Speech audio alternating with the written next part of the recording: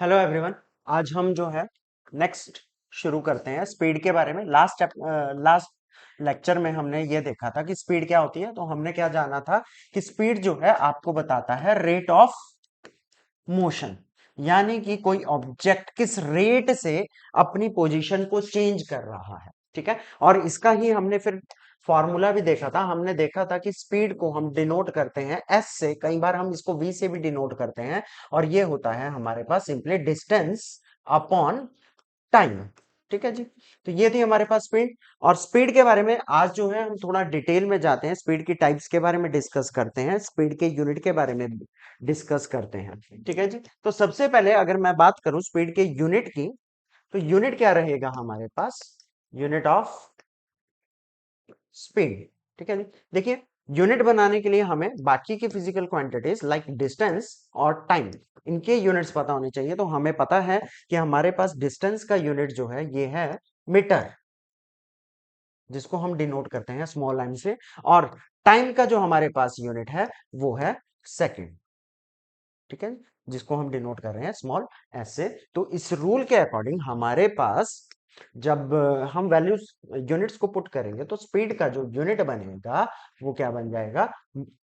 Metre upon second. ठीक है, और इसको हम एम एस इनवर्स इस तरीके से भी डिनोट करते हैं। और इसको जब पढ़ना हो तो हम कैसे बनेंगे? मीटर पर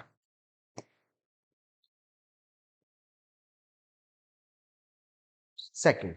ठीक है जी, ये हमारे पास यूनिट हो गया स्पीड का। अब देखिए, स्पीड जो होती है, जिस तरीके से हमने मोशन के बारे में बात की थी, हमारे पास यूनिफॉर्म मोशन होता है, नॉन यूनिफॉर्म मोशन होता है, उसी तरीके से हम जब स्पीड के बारे में बात करते हैं तो हमारे पास स्पीड्स की भी टाइप्स हो जाती हैं।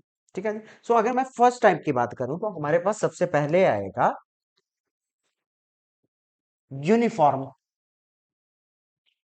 Speed.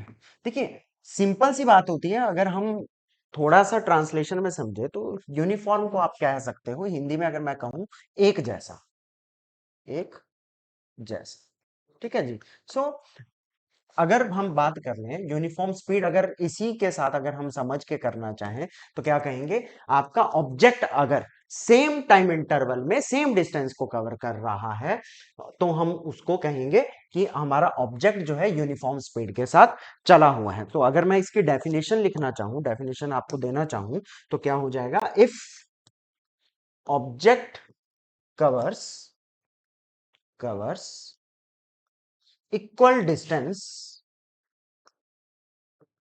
in equal intervals of time, in equal intervals of, तो वो हमें कहलाएगा कि मेरा जो ऑब्जेक्ट है वो यूनिफॉर्म स्पीड से चला हुआ है। फॉर एग्जांपल, अगर कोई मेरा व्हीकल है, वो 60 किलोमीटर कवर कर रहा है एक आवर में।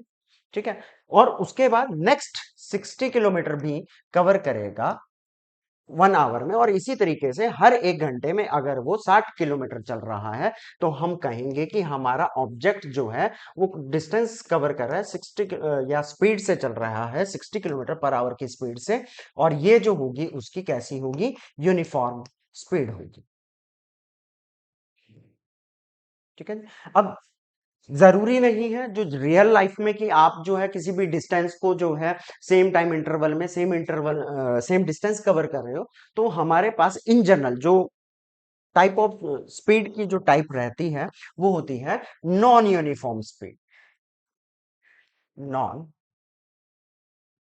Uniform speed. अब देखिए, नॉन यूनिफॉर्म का मतलब क्या हो गया? जो एक जैसा नहीं है।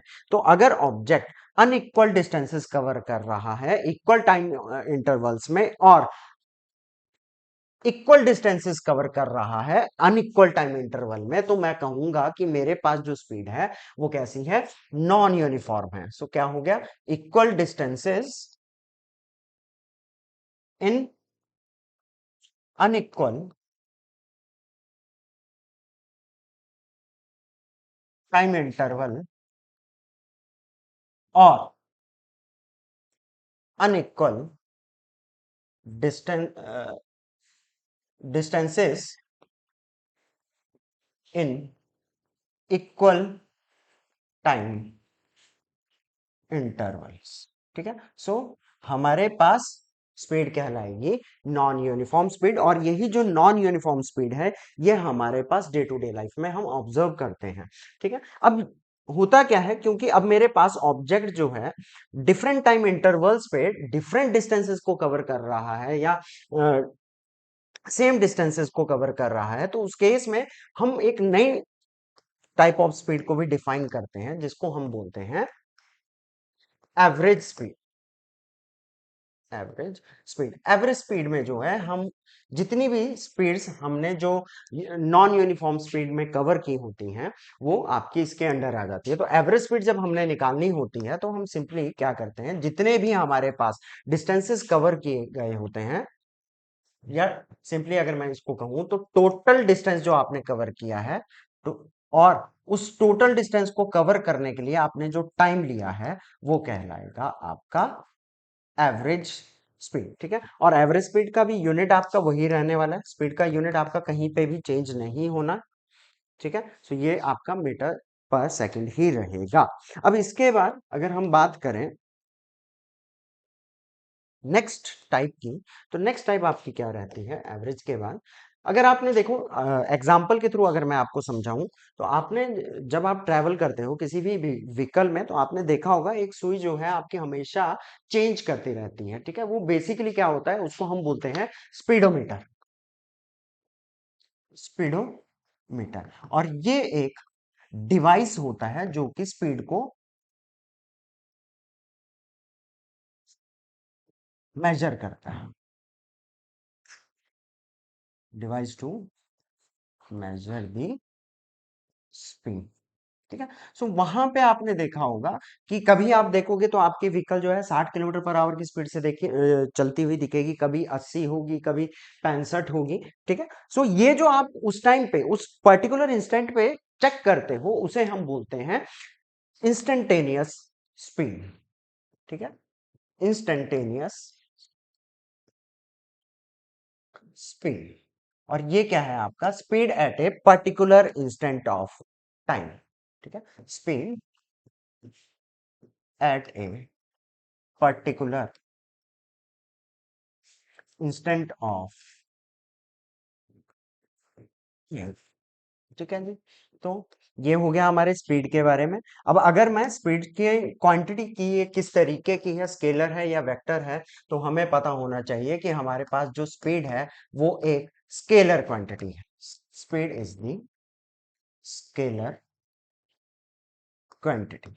ठीक है, यानी कि स्पीड के बारे में जब हम बात करते हैं तो हमें उसकी डायरेक्शन से कोई लेना देना नहीं होता है। हमें कोई लेना देना नहीं है कि हमारा ऑब्जेक्ट कौन सी डायरेक्शन में जा रहा है, क्या कर रहा है, क्या नहीं कर रहा है। सिर्फ हमें किस चीज से लेना देना है कि कितना उसने डिस्टेंस कवर किया और उस डिस्टेंस को कवर करने के लिए उसने कितना टाइम लिया।